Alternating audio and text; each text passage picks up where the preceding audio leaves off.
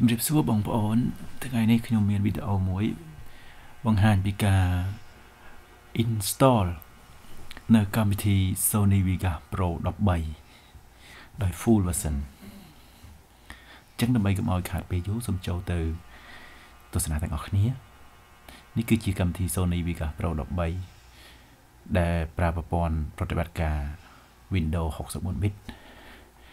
ចឹង double click លើវាមកហើយនេះគឺជាកម្មវិធី setup ហើយនេះគឺ keygen នៅពេលដែលយើងចង់ឲ្យវា full អញ្ចឹងសូមចូលទៅ install កម្មវិធីវាសិនតើមកសូមចុចពាក្យលើ yes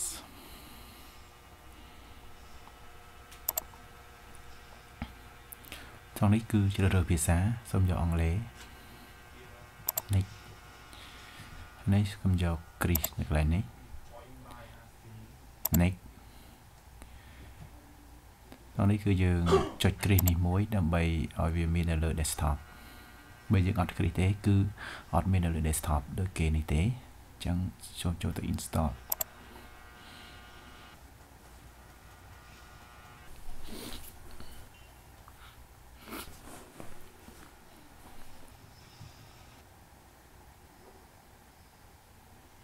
អូខេអញ្ចឹងការ install វាបានជោគជ័យហើយ successful អញ្ចឹងចូលទៅ finish បន្ទាប់ពីកម្មវិធីបានបញ្ចូលបានចប់ហើយសូមចូលទៅកាន់ folder នឹងដដែលហើយបងប្អូនយកពាក្យ keygen yes តោះមកសូមចុចនេះមានសញ្ញាព្រួញចុចក្រោមបន្តិចនេះចុចលើវាមកscroll ទៅក្រោមដើម្បីរកពាក្យ So Vegas Pro 64 bit នេះបន្ទាប់មកចុចពាក្យ pass ហើយនេះគឺយើងទៅរក folder Sony យ៉ាង Windows program file ហើយ scroll ទៅពាក្យ folder Sony នេះមកព្រោះណាហើយទៅពាក្យVegas Pro អូខេត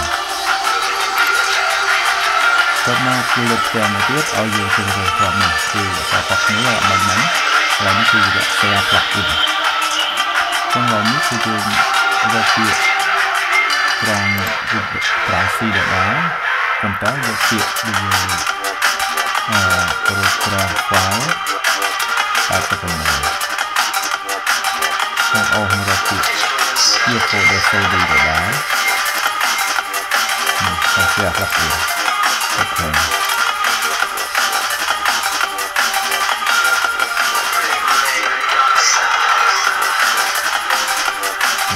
file successful គាត់មកយើងចូលទៅបើកកម្មវិធីជានេះមកពាក្យ next នេះឲ្យខ្ញុំពេញលេខ serial អញ្ចឹងលេខ serial យើងគឺនៅខាងនេះនេះគឺ serial number តែឥឡូវវាទាមទារឲ្យយើងមកពេញលេខ serial number អូខេដូចគ្នាអញ្ចឹងនេះចុចពីណា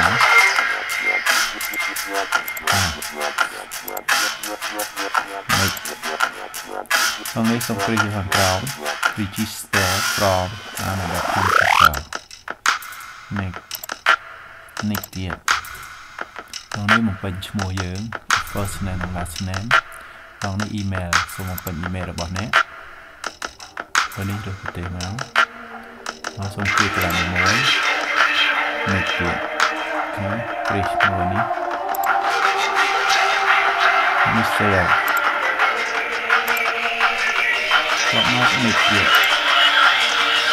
កន្លែងនេះគឺវាឲ្យយើងបំពេញទៀតហើយគឺទៅពីនេះមកទៀតមកគឺលេខនេះគឺលេខនេះអញ្ចឹងយើងទៅពី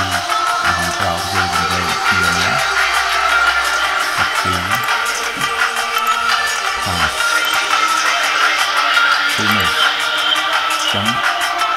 យើងអាច exit តបាន